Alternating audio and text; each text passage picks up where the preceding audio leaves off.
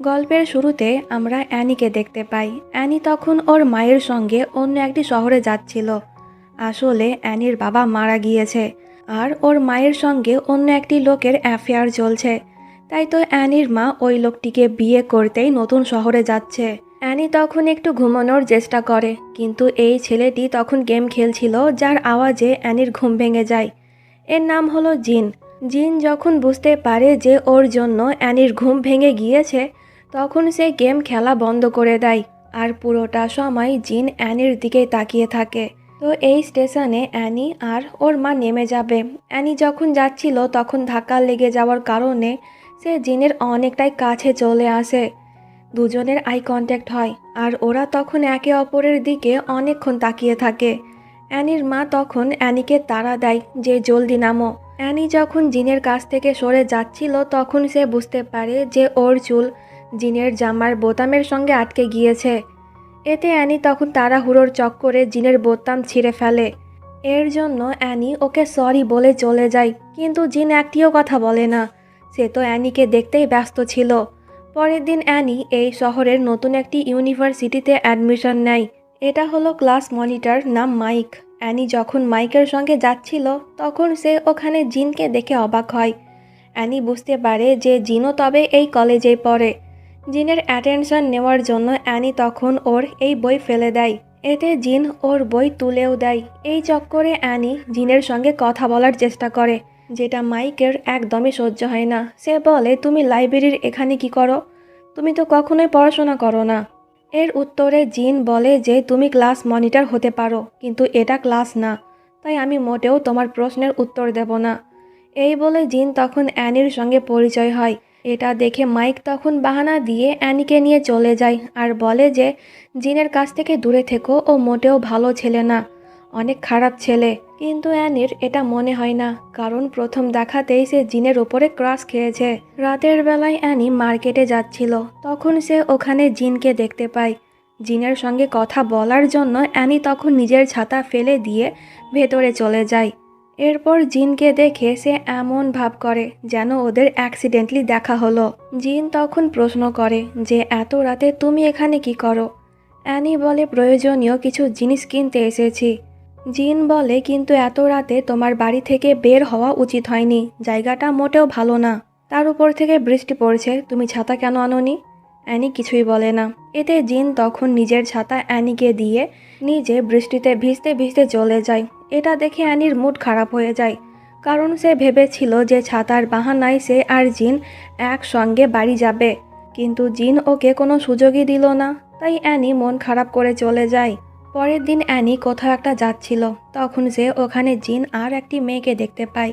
মেয়েটি তখন জিনকে ওর বয়ফ্রেন্ড হতে বলছিল, কিন্তু জিন ওকে মানা করে দেয়। এতে এই মেয়েটি বলে যে ভেবে দেখো, আমি কিন্তু তোমাকে অনেক বেশি হ্যাপি রাখতে পারবো।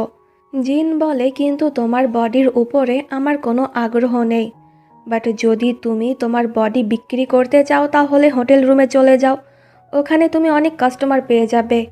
ওর এই কথা শুনে মেয়েটি তখন জিনকে গালি দিয়ে চলে যায়। তো জিন যখন ওখানে অ্যানিকে দেখে তখন সে প্রশ্ন করে, তুমি কি লুকিয়ে লুকিয়ে আমাদের কথা শুনছিলে?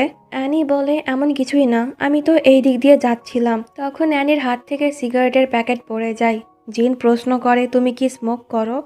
তুমি কি জানো না স্মোক করা শরীরের পক্ষে ভালো না? এই বলে সে তখন নিজেই স্মোকিং করে। এর উত্তরে অ্যানি বলে যে তাহলে তুমি কেন করছো? তাই আমাকে আমার জিনিস ফিরিয়ে দাও। কিন্তু জিন এমনটা করে না। তখন অ্যানির কান থেকে হিয়ারিং এয়ার খুলে পড়ে যায়। এটা দেখে জিন বলে, তুমি কি কানে শুনতে পাও না? অ্যানি বলে, হ্যাঁ। জিন বলে, তুমি কি আমার সঙ্গে কলেজে যাবে? অ্যানি তো এটাই চাইছিল, তাই সে খুব সহজে রাজি হয়ে যায়। এরপর দুজনে কলেজে চলে যায়। অ্যানি আর জিনকে একসঙ্গে দেখে এই মেয়েগুলো তখন বলা বলি করে যে অ্যানি এসেছে মাত্র কয়েকদিন হলো, আর এর মধ্যেই সে কলেজের সব থেকে পপুলার বয়কে পটিয়ে ফেললো। তো পরের সিনে একটি ছেলে অ্যানিকে ওর গার্লফ্রেন্ড হওয়ার জন্য প্রপোজ করে, কিন্তু অ্যানি ওকে রিজেক্ট করে দেয়। এতে ছেলেটির ইগো হার্ট হয়, আর সে বলে যে তুমি হয়তো জানো না আমি কে। আমার গার্লফ্রেন্ড না হলে পরে আমি তোমাকে এখান থেকে যেতে দেব না। এই বলে সে অ্যানির সঙ্গে খারাপ কিছু করতে যাচ্ছিল, কিন্তু তখনই ওখানে জিন এসে বলে যে অ্যানির কাছ থেকে দূরে থাকবে, তা না হলে তোমার খবর আছে। জিন যেহেতু কলেজের একজন ব্যাড বয় ছিল, তাই ওকে দেখে ছেলেটি আর কিছুই বলে না। সে চুপচাপ অ্যানিকে সরি বলে চলে যায়। ওর প্রতি জিনের এই কেয়ার দেখে অ্যানি তখন মনে করে যে হয়তো জিনও তাকে পছন্দ করে। তো রাতের বেলায় অ্যানি একটি বারে যায়। ওখানে গিয়ে অ্যানি জিনকে অন্য একটি মেয়ের সঙ্গে দেখে অনেক কষ্ট পায়। জিন তখন অ্যানিকে দেখে ওর পেছন করতে করতে অ্যানির বাড়ি পর্যন্ত পৌঁছে যায়। সে তখন অ্যানিকে ফোন করে বলে যে তুমি ভুল মনে করছো, ওই মেয়েটি আমার গার্লফ্রেন্ড না। অ্যানি বলে, তো এই কথা তুমি আমাকে কেন বলছো? আর ও যদি তোমার গার্লফ্রেন্ড না হয় তাহলে তা জেনে আমি কি করব? ওর কথা শুনে জিন বুঝতে পারে অ্যানি তার উপরে এখনও রেগে আছে। তাই তো সে অ্যানিকে বলে, কাল আমার জন্মদিন, তাই তুমি কি আমার সঙ্গে ডিনার করতে যাবে? অ্যানি ভাবছিল ওকে মানা করে দেবে, কিন্তু জিনের জন্মদিন থাকায় সে ওর সঙ্গে যেতে রাজি হয়ে যায়। এটা শুনে জিন খুবই খুশি হয়। জিন অ্যানিকে যেই জায়গাতে ডেকেছিল অ্যানি ওখানেই চলে যায়, কিন্তু ওখানে অ্যানি ওই মেয়েটিকেও দেখতে পায় যে কিনা সারাক্ষণ জিনের সঙ্গে চিপকে চিপকে থাকে। অ্যানিকে দেখে মেয়েটি তখন বলে, জিন তোমাকেও ইনভাইট করেছে, কিন্তু জিন তো এখনো পর্যন্ত আসেনি। মনে হয় আমাকেই যেতে হবে ওর কাছে। একটি কথা তো তোমাকে বলাই হয়নি যে জিন আর আমার মধ্যের সম্পর্কটা অনেক বেশি গভীর। এই বলে মেয়েটি চলে যায় আর ওর কথা শুনে অ্যানির একটু রাগ হয়। কিছুক্ষণ বাদ ওখানে জিন আসে, কিন্তু অ্যানি ওর সঙ্গে ঠিক মতন কথা বলে না, সে জিনকে ইগনোর করে। তখন ক্লাসের কয়েকজন ছেলে অ্যানির কাছে এসে তার ফোন নাম্বার চায়। এটা দেখে জিনের খুবই রাগ হয়। সে তখন অ্যানিকে বলে, এতগুলা ছেলেকে নিজের নাম্বার দেওয়ার কোনো দরকার নেই। অ্যানি বলে, ওরা প্রত্যেকেই তো আমার ক্লাসমেট, তো নাম্বার দিলে কি এমন ক্ষতি হবে? জিন বলে, আমি মানা করছি তাই কাউকে দেবে না। এই বলে সে অ্যানিকে জোর করে ওর সঙ্গে নিয়ে চলে যায়। তো জিন যখন একটু সাইডে যায় তখন অ্যানি অনেক বেশি ড্রিঙ্ক করে ফেলে। জিন ভেতরে এসে যখন অ্যানির এরকম অবস্থা দেখে তখন সে অ্যানিকে পার্টি থেকে নিয়ে চলে যায়। এরপর জিন যখন ওর সিট বেল্ট লাগিয়ে দিচ্ছিল তখন দুজনে অনেকটাই কাছাকাছি ছিল। আর জিন তো অ্যানিকে কিস করতেও যাচ্ছিল, কিন্তু অ্যানি ওকে মানা করে যে আমাকে একমাত্র আমার বয়ফ্রেন্ডই কিস করতে পারবে, তাছাড়া কেউ না। এই বলে সে ঘুমিয়ে যায়। ওর এই কথা শুনে জিন আর অ্যানাকে কিস করে না। এরপর সে অ্যানিকে বাড়িতে নিয়ে চলে যায়। পরের দিন অ্যানি যখন কলেজ যাচ্ছিল তখন ওই ছেলেটি তার কিছু বন্ধুদের এনে অ্যানিকে ঘিরে ধরে। আসলে অ্যানি ওকে রিজেক্ট করেছে, তার উপর থেকে জিনও ওকে অপমান করেছে। এটা এই ছেলের কিছুতেই সহ্য হচ্ছিল না। এরা সকলেই মিলেই তখন অ্যানিকে বুলি করে, এমনকি ওরা তো অ্যানির হেয়ারিং এয়ারও খুলে নেয়। তো এরা যখন এখান থেকে যাচ্ছিল তখন রাস্তাতে ওদের সঙ্গে জিনের দেখা হয়। এই ছেলেটির হাতে অ্যানার হিয়ারিং এয়ার দেখে জিন বুঝতে পারে যে এরা হয়তো অ্যানির সঙ্গে কিছু একটা করেছে। তাই তো রাগে জিন তখন ওই ছেলেটিকে অনেক বেশি মারে। এইদিকে কলেজে অ্যানি জানতে পারে জিন ওই সমস্ত ছেলেদেরকে মেরেছে যারা কিনা রাস্তাতে অ্যানিকে বুলি করেছিল। এটা শুনে অ্যানির খুব ভালো লাগে। রাতের বেলায় সে জিনের সঙ্গে দেখা করে ওকে বলে, তুমি কেন আমার জন্য ওদেরকে মারলে? এতে জিন বলে, কারণ আমি তোমাকে প্রোটেক্ট করতে চাই আর আমি তোমাকে একদমই দুঃখিত দেখতে পারবো না। এরপর জিন ওর মনের কথা অ্যানিকে বলে দেয় যে আমি তোমাকে পছন্দ করি। প্রথম যেই দিন তোমাকে ট্রেনে দেখেছিলাম ওই দিন থেকেই। তুমি কি আমার সঙ্গে ডেট করবে? ওর কথা শুনে অ্যানি কিছুটা অবাক হয়, কিন্তু সে কোনো উত্তর দেয় না, বরং জিনকে কিস করে চলে যায়। এতে জিন বুঝতে পারে যে অ্যানিও তাকে পছন্দ করে, তাই তো সে খুবই খুশি হয়ে যায়। পরের দিন জিন একজন ভদ্র আর শান্ত ছেলে সেজে অ্যানির বাড়িতে যায়। অ্যানির মা প্রশ্ন করে যে তুমি কে? জিন উত্তর দেয় যে আমি অ্যানির ক্লাসমেট।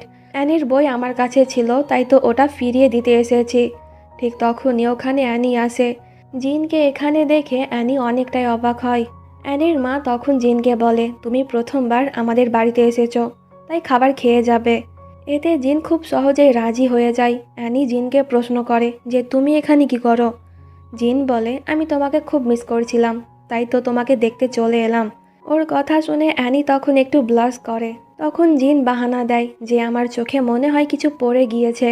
এতে অ্যানি যখন ওর চোখে ফু দিচ্ছিল তখন এই সুযোগে জিন অ্যানিকে কিস করে। কিন্তু তখনই অ্যানিকে কেউ একজন কল করে, যা দেখে জিনের মেজাজ তখন খারাপ হয়ে যায়। তো অ্যানিকে ওর ছোটবেলার বন্ধু অ্যাডাম কল করেছিল, যে কিনা কয়েকদিনের জন্য এখানে ঘুরতে এসেছে। তাই তো অ্যানি জিনকে নিয়ে অ্যাডামকে পিক করতে যায়। অ্যাডামকে দেখে জিন তখন অ্যানির হাত ধরে। এটা দেখে অ্যাডামের একদমই ভালো লাগে না। এরপর তিনজনে বাড়িতে চলে যায়। অ্যাডাম তখন অ্যানিকে বলে, আমি এত দূর এমনি এমনি আসিনি, তোমাকে আমার মনের কথা বলতে এসেছি। আমি তোমাকে অনেক আগে থেকেই পছন্দ করি, এটা তুমি খুব ভালো করেই জানো। কিন্তু এখন আমি কি দেখছি, তুমি আমাকে ছেড়ে অন্য একজন ছেলের সঙ্গে ডেট করছো। অ্যানি বলে, আর তুমিও খুব ভালো করে জানো যে আমি তোমাকে আমার সব থেকে কাছের বন্ধু মনে করি। তোমাকে নিয়ে কখনোই আমার মনে তেমন ফিলিংস তৈরি হয়নি। অ্যাডাম বলে, কিন্তু আমি যে তোমার জন্য 10 বছর থেকে অপেক্ষা করছি। অ্যানি কিছুই বলে না। অ্যাডাম বলে, তাহলে তো এখানে আসার কোনো মানেই হয় না, আমি কালকেই ফিরে যাব। পরের দিন স্কুলে অ্যানি আর জিন একসঙ্গে লাঞ্চ করছিল। তখন অ্যানিকে ওর মা কল করে বলে, আমি খুব জলদি আমার বয়ফ্রেন্ডকে বিয়ে করব। আর একটি কথা, ওর কিন্তু একটি ছেলে আছে, ওকে তুমি খুব ভালো করেই চেনো, ও তোমারই কলেজে পড়ে, ওর নাম হলো জিন। ওর কথা শুনে অ্যানি অনেকটাই অবাক হয়ে যায়।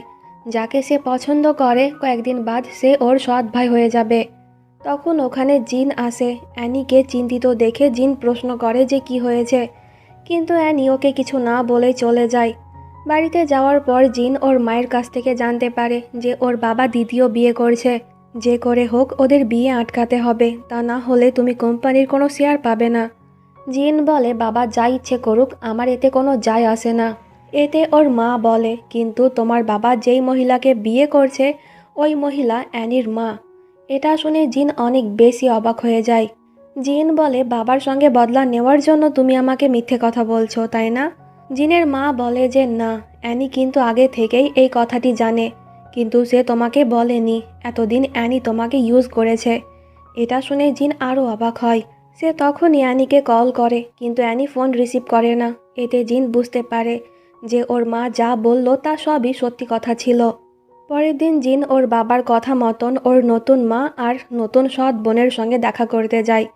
কিন্তু অ্যানিকে দেখে জিন অনেক বেশি রেগে গিয়েছিল, তাই তো সে ঠিক মতন কথা না বলেই চলে যায়।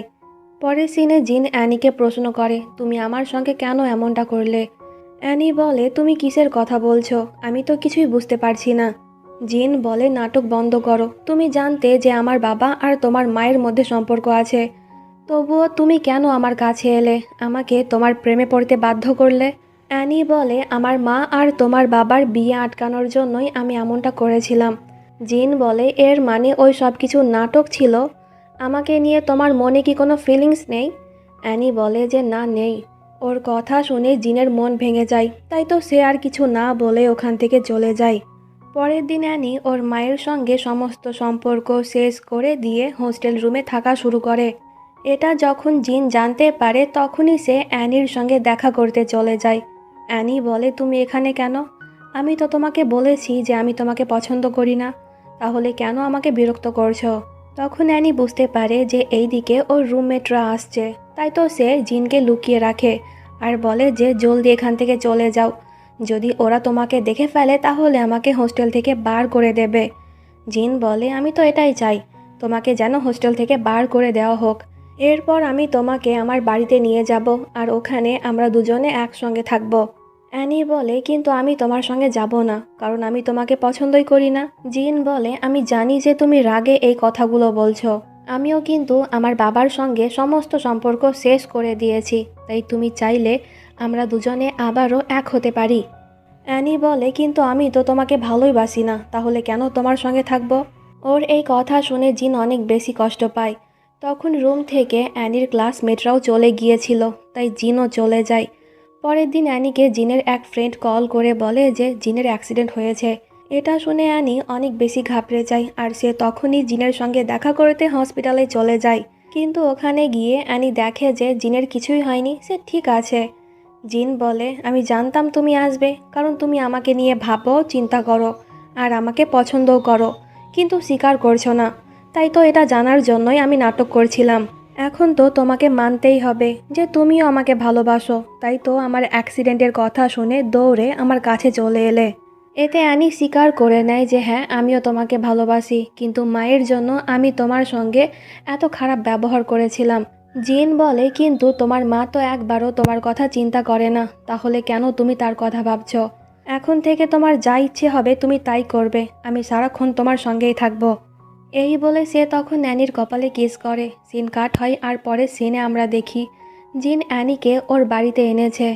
এরপর বুঝতেই পারছো যে কি হবে, মানে দুজনের মধ্যে তখন অনেক বেশি রোম্যান্স হয়। আর এই রোম্যান্স ওদের মধ্যে প্রায় 2 দিন ধরে চলে। অ্যানিকে ওর মা কল করে এখনই ওর সঙ্গে দেখা করতে বলে। অ্যানি যখন ওর মায়ের সঙ্গে দেখা করতে যায় তখন ওর মা অ্যানির ওপরে খুব বেশি রেগেছিল।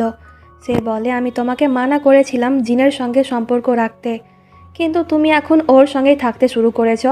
এখনই ওর সঙ্গে ব্রেকআপ করে নাও। তখনই ওখানে জিন এসে বলে যে না, আমরা ব্রেকআপ করব না, খুব জলদি আমি তো অ্যানিকে বিয়েও করব। এটা শুনে অ্যানির মা আরও রেগে যায়। সে ওদেরকে এমনটা করতে মানা করে, কিন্তু জিন ওর কথা না শুনেই অ্যানিকে নিজের সঙ্গে নিয়ে চলে যায়।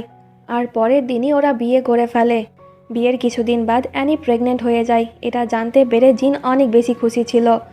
এরপর দুজনে আবারও রোম্যান্স করে আর এখানেই ড্রামাটি শেষ হয়ে যায়।